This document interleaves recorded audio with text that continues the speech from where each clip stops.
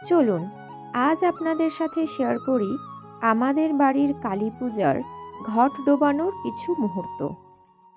এখন আমরা চলেছি আমাদের গ্রামের প্রতিষ্ঠা পুকুরে, যেখানে যে কোনো শুভ অনুষ্ঠানের কার্য এখানেই সম্পন্ন করা হয়।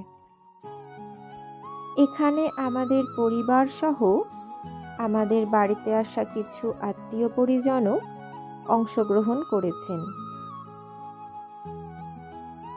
নমো বিষ্ণু, নমো বিষ্ণু, নমো বিষ্ণু, নমো বিষ্ণু।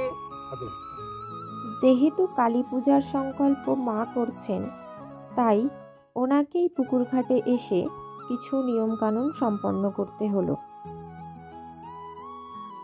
এরপর ঠাকুরমশাই ওই ঘরটি জল পূর্ণ করে নিয়ে যাওয়ার ব্যবস্থা করছেন। বলা হয় এই ঘরটি নিয়ে যাওয়ার সময় তা দিনে নিয়ে যান বা রাত্রে মাথায় ছাতা দিয়ে নিয়ে যেতে হয়। মা কালী সকলের মঙ্গল করুক, এই প্রার্থনা করি।